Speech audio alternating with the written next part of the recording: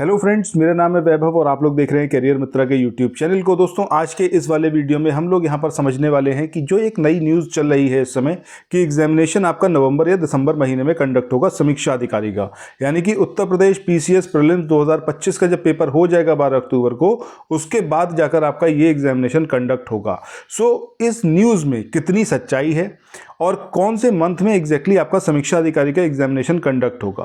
पहला मुद्दा तो यही है जिस पर हम आज बात करने वाले हैं। क्या इन्फॉर्मेशन है, कितनी चीज़ें किस तरीके से चल रही हैं, क्योंकि अभी तक जो समिति बनाई गई थी उसकी रिपोर्ट नहीं आई है।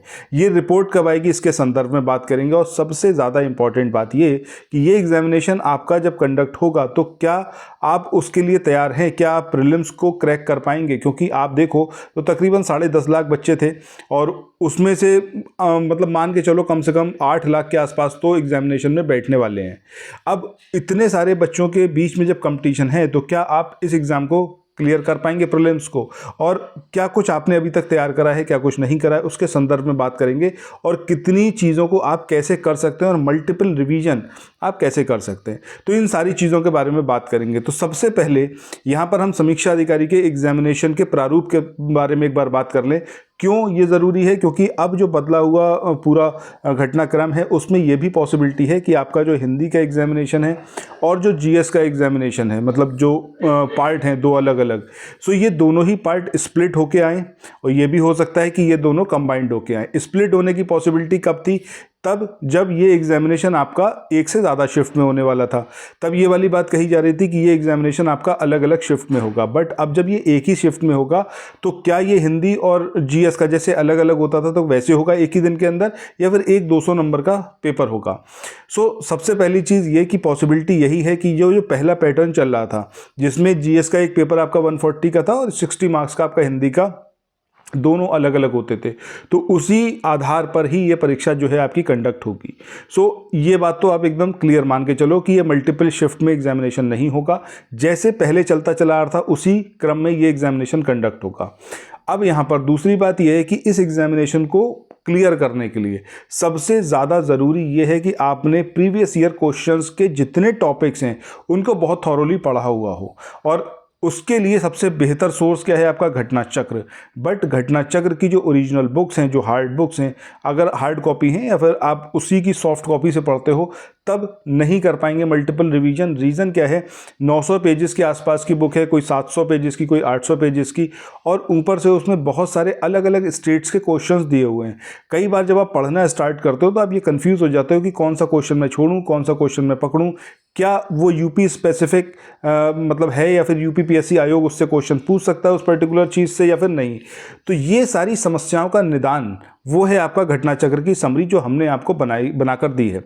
जितने भी स्टूडेंट्स ने अभी तक ली है वो 110% वो सेटिस्फाइड हैं और वो डिमांड कर रहे हैं कि जल्दी से जल्दी जो और बचे हुए सब्जेक्ट हैं उसकी भी समरी प्रोवाइड की जाए।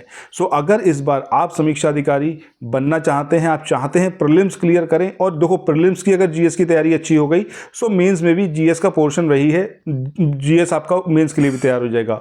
60 मार्क्स की हिंदी अगर आपने प्रीलिम्स के लिए अच्छे से तैयार करी है तो वो मेंस के लिए भी हो जाएगी।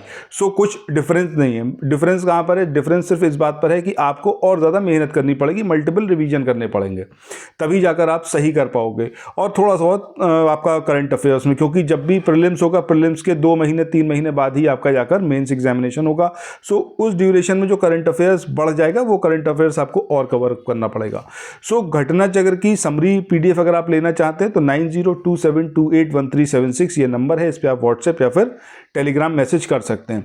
दूसरी बात वो ये है कि जब आप करंट अफेयर्स की बात करते हैं तो करंट अफेयर्स के लिए एक ही सोर्स मैं आपको बताऊंगा। मैं आपको घटना चक्र नहीं बताने वाला हूं, मैं आपको क्रॉनिकल मैगजीन बताने वाला हूं।